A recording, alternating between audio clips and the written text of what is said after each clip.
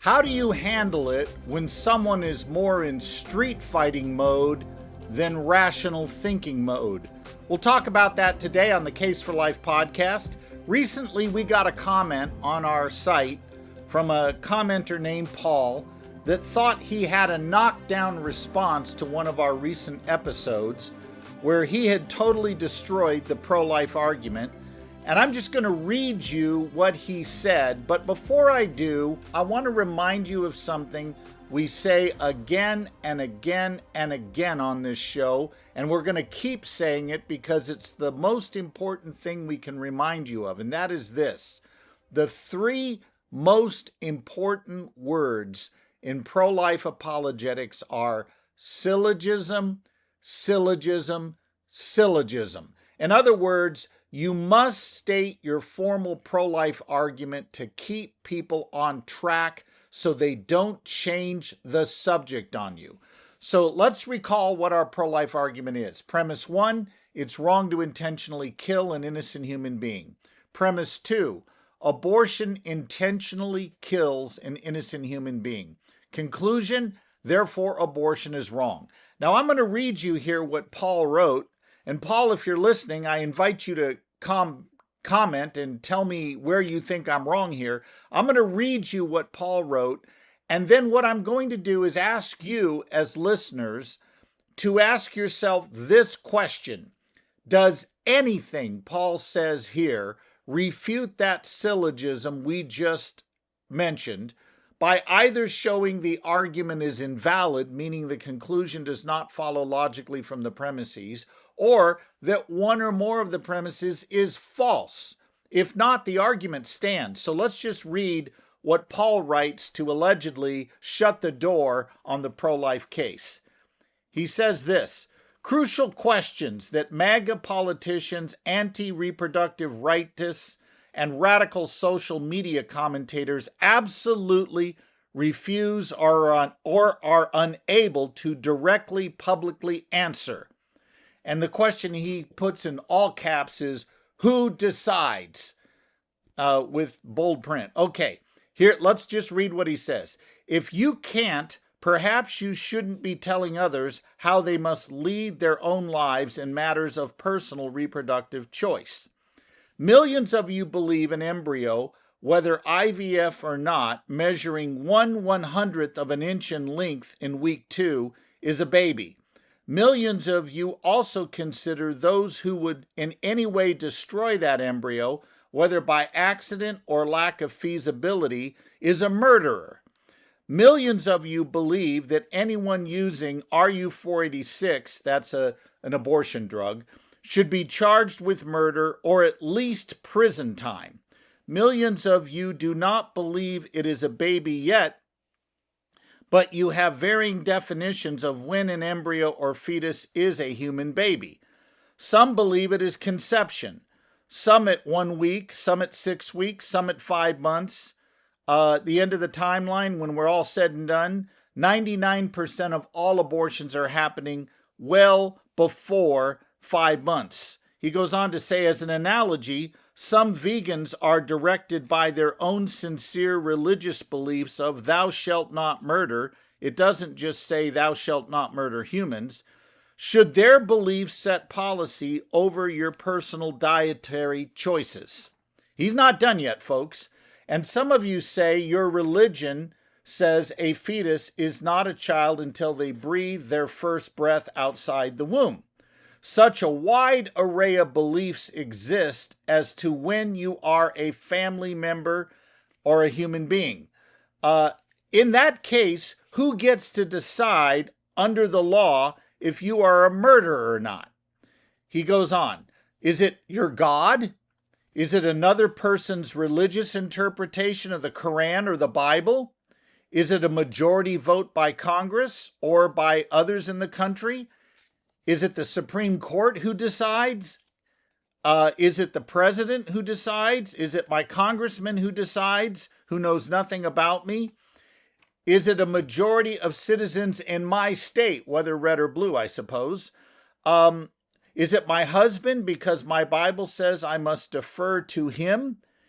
Or do I decide in consultation with my doctor and family? Myself as a reproductive right, myself, this is where I'm going to have to interpret what is being said here. Myself as reproductive rights is up to me, and in a free country, the government has no right controlling whether I must or must not have children. And then he gives an extra credit question.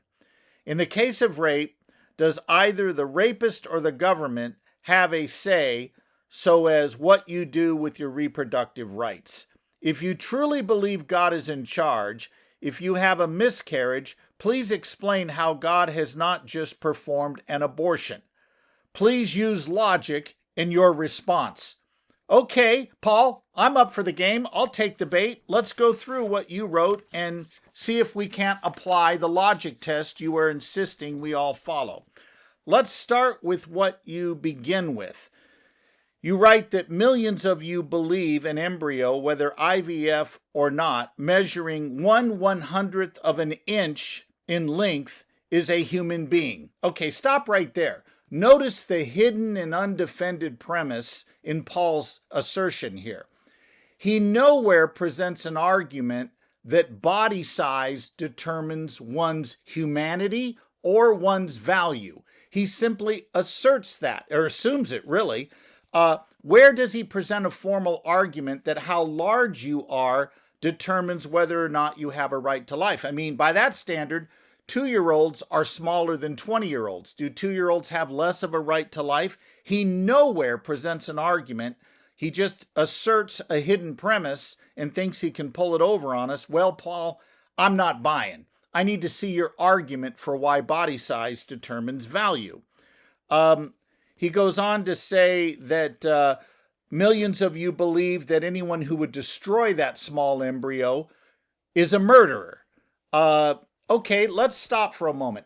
Let's go back to our syllogism. It's wrong to intentionally kill an innocent human being. Abortion does that, therefore it's wrong. Could that argument still be a good one, meaning sound and valid, even if pro-lifers take no position on whether the person who kills that embryo is a murderer or not? And the answer is yes, that argument can be sound because it stands on its merits, not the behavior of the people making the argument. So again, Paul is insisting on logic, but the fallacies are just keep on coming through this. Let's keep going. He then says, some of you believe that it's a human life at conception, some at week 6, some at week 5, some at the end of the timeline. And, in other words, what he's basically saying here is there's such a wide variety of opinion. Why should your particular view be the one that is law? And the answer is simply this. The absence of consensus does not mean an absence of truth. The fact that people disagree has no bearing on what's reality. You have to make an argument for it. I could respond by saying his own claim here is self-refuting because people disagree with his view that abortion should be legal until birth and that the decision should be solely that of the mother. A lot of people disagree with that. So if a lack of consensus means you can't put your position into law, his own position can't be put into law because lots of Americans disagree with it, including me. So his argument here is literally self-refuting. And for a guy who is insisting on logic, there seems to be an obvious lack of it here. Let's go on. He says, some of you say your religious view is that the fetus is not a child until they breathe. Others of you believe it's at conception. But who gets to decide? Should it be your religious view or should it be someone else? Okay, let's stop right here. Here's another common fallacy. When pro-lifers argue that it's wrong to intentionally kill an innocent human being, that abortion does that, therefore it's wrong, you cannot dismiss that argument by calling it a name. It doesn't work to say, well, that's just your religious view. No, arguments are sound or unsound, valid or invalid. Calling the argument religious is, as Francis Beckwith points out, a category error, like saying how tall is the number 3. It doesn't work. you have to do the work of refuting the argument. And by the way, pro-lifers support that argument with science and philosophy. They support it from science by arguing from embryology, the very obvious truth in every medical textbook in the world, that each of us began at the point of fertilization. That from the very beginning, from the one cell stage, you were a distinct, living, and whole human being. You were not part of another human being. You were already a member of the human family. You just had yet to grow and mature. Then we argue philosophically that there's no essential difference between you at that small one cell stage and you, the adult, that justifies killing you at that earlier stage of development. Differences of size, level of development, environment, and degree of dependency are not good reasons for saying we could kill you then but not now. Now, maybe pro-lifers are wrong about the way they argue. Maybe their formal argument is either invalid or unsound, or maybe the way they support it is inadequate. Okay, fine. If we had a situation where Paul said, okay, I'm going to show you where the support for your formal argument fails, then we would interact with that. But he doesn't even try. I mean, he quite frankly, he's lazy.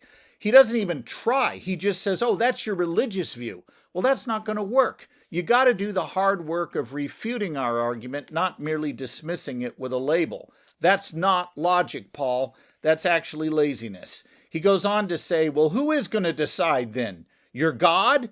Another person's religious interpretation of the Quran? Your congressman? The Supreme Court? A majority vote by the state? Your husband? Your Bible?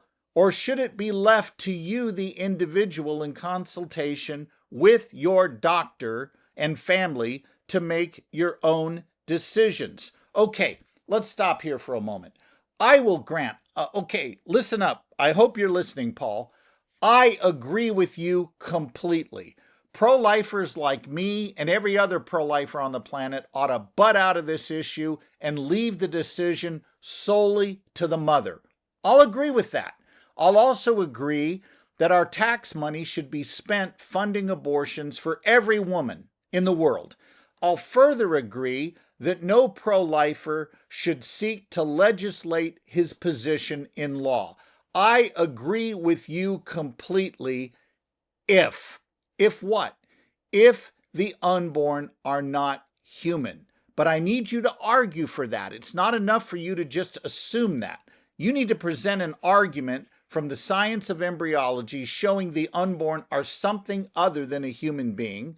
In other words, you're going to have to argue how it's possible for two human parents to create offspring that isn't human, but later becomes human. And then you're going to have to argue philosophically why any of the differences we mentioned between you, the embryo, and you, the adult, justifies killing you at that earlier stage of development. If you can't do that, then I don't know why I need to pay attention to your raw assertions here. You need to do the hard work of arguing. It's not enough to just make these assertions.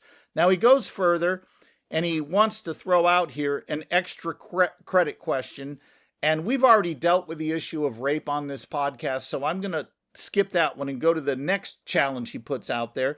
He says, if you truly believe God is in charge, if you have a miscarriage, please explain how God has not just performed an abortion. Please use logic in your response. Okay, gladly. Here it is. Here you go, Paul. Let me help you out here. How does it follow that because nature spontaneously triggers a miscarriage, that A, the embryos in question are not human, or B, you can intentionally kill them? That does not follow at all. Look, nature causes all kinds of people to die. Earthquakes in third world countries kill hundreds of thousands because of the crappy business codes they have in a lot of these or the building codes, I should say, in many of these countries. Does it follow that mass murder is justified? There are countries like India and parts of the Sudan where infant mortality rates are horrendously high. Does it follow that those of us who are going to live longer have a right to intentionally slit the throats of those who are going to live shorter? This is silly logic, Paul. I really don't know where you thought that was going to make a persuasive case for your view that we ought to be allowed to intentionally kill an innocent human being. All right, so that's the highlights of what Paul threw at us, and I hope he does respond. And Paul, if you do, I'll take it up on another podcast. But please understand, you have not done anything to refute the pro-life argument. You've only changed the subject, which is what we typically see. What we typically see is people refusing to engage the actual pro-life argument, refusing to engage the support we offer for it, and instead what they do is they attack. They'll attack the person making the argument as if somehow the argument stands or falls on the person making it, or they'll make assertions with hidden premises that are undefended. That doesn't work either. Or maybe what they do is they will assume the unborn aren't human. They'll just simply assume the unborn aren't human. And we saw that in some of what Paul argued there. But I want to remind you, Paul, I agree with you completely if what? If the unborn are not human. But I need you to argue for it, sir. It's not enough for you to just throw out a string of assertions. Hey friends, we're going to take a quick time out, and when we come back, I'm going to say more about what Paul said before we let you go for this session. Hello friends, I want to tell you why we do the Case for Life podcast. It's not because we like putting ourselves on camera necessarily. It's because we want to equip you with the arguments that will help you engage a culture that quite frankly loves abortion. We're in a culture today that is hell-bent on killing unborn children, and that requires a response from each of us, so we want to pull out all the stops to equip you to be that ambassador for life. That's what we do on this podcast, but I want to let you know a couple of other things that will help you be a good ambassador. First of all, we can get you a copy of this book, the second edition of The Case for Life, which I think is the most effective book treatment of how to defend your pro-life views. We can get you this edition of The Case for Life, the second edition that I've put together based on my previous first edition, but expanded for a post-Roe world. Also, I want you to know that if you want to take a really deep dive into pro-life apologetics, I want to encourage you to sign up for the Case for Life course that we offer. This course will familiarize you with all the relevant thinkers, the major ideas that are in play, and how you answer critics of the pro-life view, not only at the street level, but at the advanced academic levels. Please take advantage of these sources. And again, if you have questions on the content we're presenting on this podcast, we would love to hear from you. Just send an email to question@scottklusendorf.com, and we will get to that on the show. We love hearing from listeners and answering your questions. Welcome back, everyone. Again, great to have you with us. We've been discussing a comment by Paul that was left on our site where he listed a whole bunch of reasons why he thinks the pro-life view does not hold up to reason and logic. Actually, they weren't reasons, they were assertions, as we've pointed out. But I want to return to something he said that I didn't have time to deal with in our first segment here. He says, should a majority vote of my country determine my rights? And here is where he and I would agree, I hope. And the answer is no. In fact, our founding fathers made sure we are not ruled by majority vote. That's why we're a constitutional republic and not a pure democracy. In a pure democracy, you just take the majority vote, the popular vote, and that's it. That's, by the way, why we have an electoral college for our presidential elections. We do not want to be a country where majorities on the East and West Coast set the agenda for the entire country. And the founders understood there'd be a problem if there were heavily populated areas that did not reflect the interests of rural Americans that weren't as numerous. And so they instituted the Electoral College to prevent majority rule, because you can obviously see the problem with majority rule. The majority could actually end up inflicting great persecution on minorities. What if the majority decides women have no rights, and we have enough men that get together to decide that, and women are stripped of all rights. Would that be just? The obvious answer is no. Or what if the majority decides it's okay to frame innocent people for crimes they didn't do in order to keep civil peace in a given region? Well, clearly that would be wrong, but the reason it would be wrong is not because we believe in majority rule. The reason it would be wrong is this.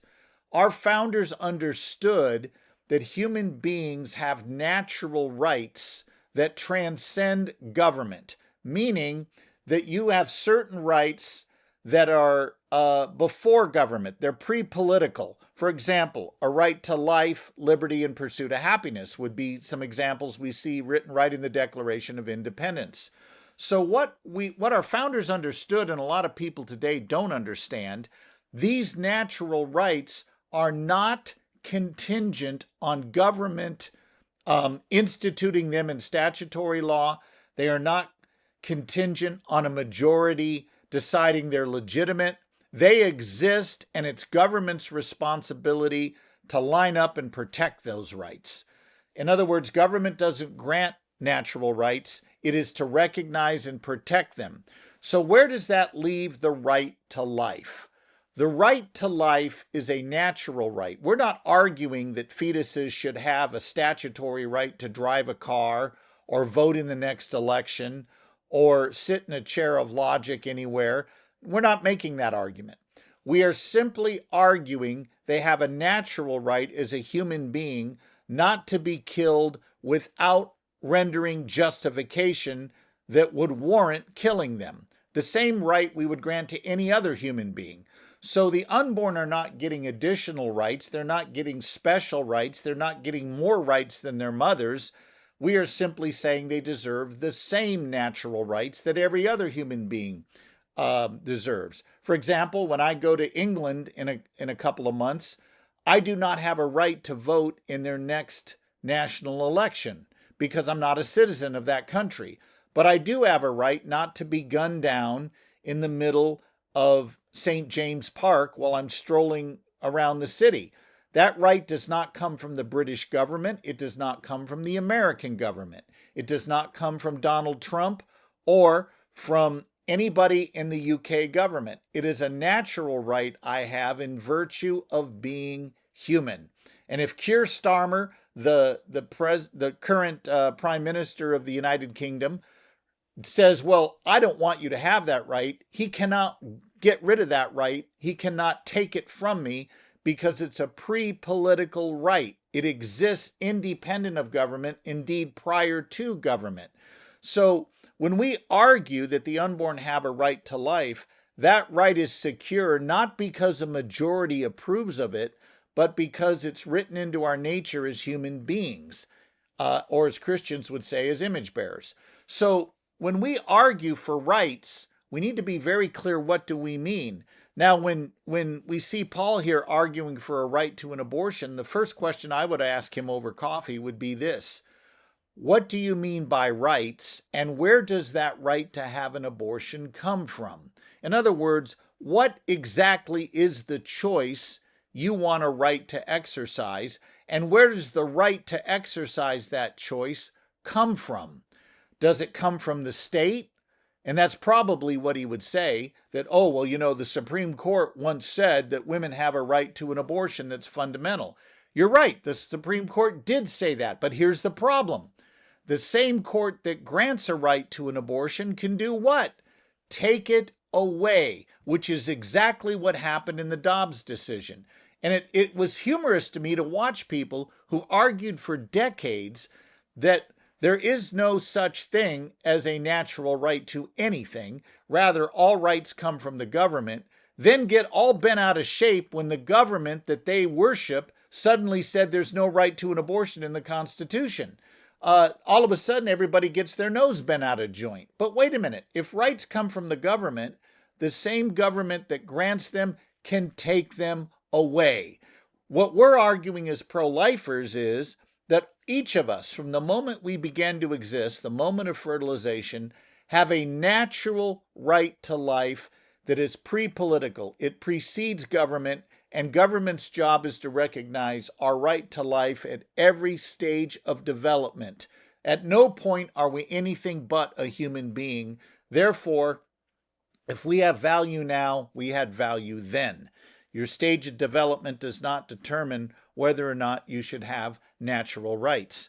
Now, again, I want to point out, Paul, if you're watching, I welcome your response. If you can give a reasoned response, I'm happy to consider it. I'll even read it here on the show and interact with it as I have with your response here. Now, I want to make something clear to the pro-lifers watching, though, as we conclude here. I don't think what Paul wrote here even came close to being a rational refutation of the pro-life view. It's not even in the same universe as a refutation. But please do not think, if you're a pro-lifer, that everyone who supports abortion is lacking thoughtful engagement. There are some thoughtful people out there that are mistaken. And in my book, The Case for Life, the second edition, which I hope, if you have not gotten a copy, I hope you will.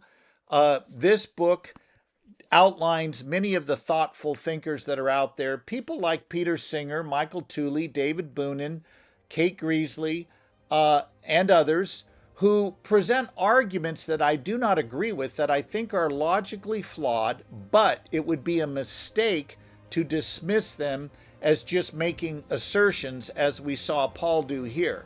So I think we need to be careful as pro-life Christians that we not assume that there are no people on the other side that are using their brains on this issue.